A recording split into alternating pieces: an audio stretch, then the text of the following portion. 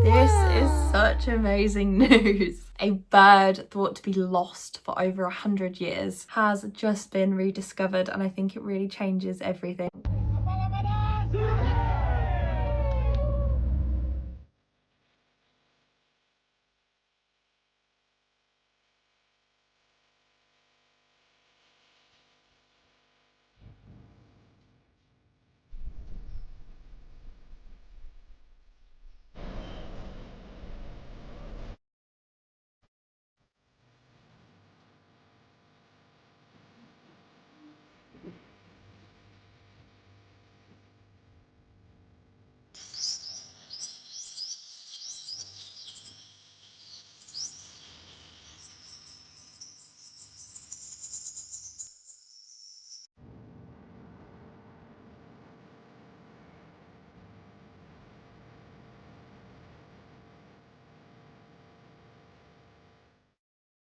Scientists thought that they had lost the bird forever. What if I told you it has just been found again in the wild? After more than a century of uncertainty, the blue-fronted lorikeet has just been rediscovered in Indonesia. And honestly, this feels like something straight out of a nature documentary ending that you don't expect anymore. Hi guys, and welcome back to the channel. I hope you enjoyed this video. This is part of a new direction of content where I want to be just sharing some really positive stories to add a bit of sunshine onto your feed rather than a lot of negativity. If you do enjoy it, please be sure to subscribe down below and like the video. It really helps to push it out. Let's get on to this. Today, I really want to share a story that feels so genuinely hopeful, because in a world where we often start hearing about species disappearing, habitats shrinking, and biodiversity loss accelerating, this story is the opposite. This is a rediscovery, and those are becoming increasingly rare in themselves. What good is a fast car, a flash house and a gold-plated dunny to me? Absolutely no good at all. I've been put on this planet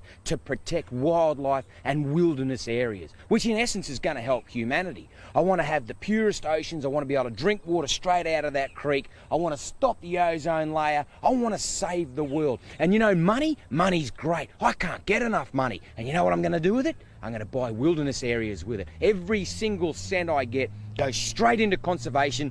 And guess what, Charles? I don't give a rip whose money it is, mate. I'll use it and I'll spend it on buying land. So what is this discovery, you might ask? The blue-fronted lorikeet is a small, brightly coloured parrot that lives only on the Indonesian island of Buru. For decades, it has not been seen. In fact, most of what scientists knew came from old records and a few isolated sightings. Some had even feared that it might have been extinct. But in 2026, a team of conservationists and climbers deep into the remote mountain forests of Mount Kapalat-Mada. I probably butchered that so bad. I'm gonna pop it here. Let me know my pronunciation on that. And after a very difficult expedition into completely untouched terrain, they found it alive and flying through the forest canopy. I think what makes this really so powerful is just how different it could have gone. This is a fine question. Have we looked everywhere? No. Could there be a dodo bird at the bottom of the ocean? I mean, no, there couldn't be, because they breathe air. And there are animals that we thought were extinct, but turned out not to be. The coelacanth we thought had gone extinct millions of years ago, but then we found one. Like, these were just fossils until we found a living coelacanth. That is wild. There are animals that we thought had been extinct because of human reasons. There's a species of Solenodon. I don't think it's this species, but there's a species of Solenodon that we thought had gone extinct in the 70s, but then we found one in 2003. And then there are animals that we think are almost definitely extinct, but people are still kind of looking for them and think they might be out there somewhere, like the ivory-billed woodpecker. There are some habitats that make it pretty easy to know whether or not there are more, and some animals, like bigger animals, are of course easier to know if there are definitely no more of them. There's no hope for the Tasmanian tiger. There's no hope for the dodo. And there are a bunch of people whose job it is, like wildlife biologists and ecologists, to know the conservation status of animals. This wasn't a species that was thriving in plain sight. It was hidden in an extremely remote, high-altitude forest that very few people will ever reach, which I think raises a really interesting point. How many other species are out there completely unknown just because we haven't looked in the right places yet? I love that.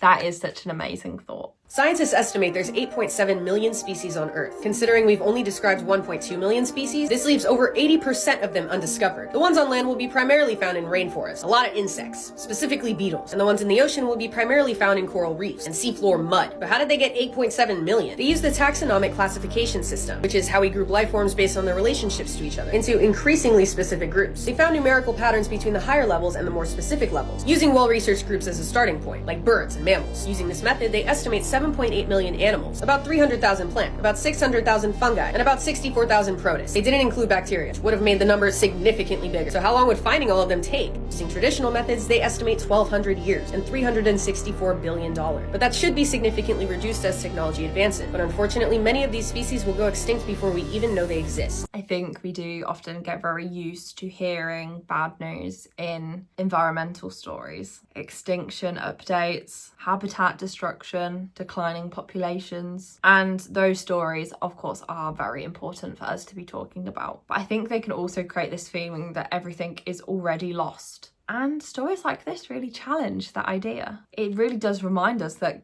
nature is a lot more complex than we think, more hidden, more resilient than we sometimes really assume. Not everything has disappeared just because we haven't seen it. I do want to say it is important that we don't romanticize this too much, because the same region that this bird was rediscovered is still under pressure from threats like deforestation and mining. So while this discovery is incredible, it doesn't automatically mean that this species is safe. It just means we now have a chance to protect it. And of course, that chance matters. It's just a very powerful story. It's not just about the bird. It's about how much of the natural world we really just don't understand, and about how conservation really isn't just about preventing loss. It's about discovering what we have left to protect.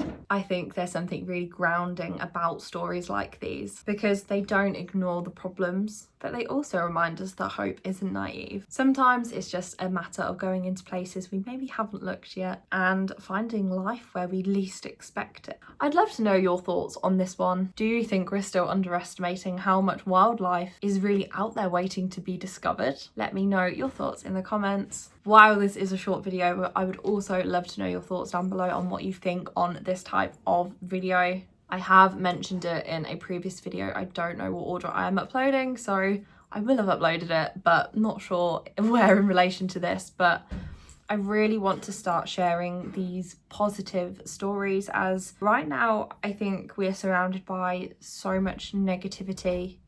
I go on Instagram and I'm seeing some really negative themes, which of course need talking about, but there's so much negativity we're surrounded by.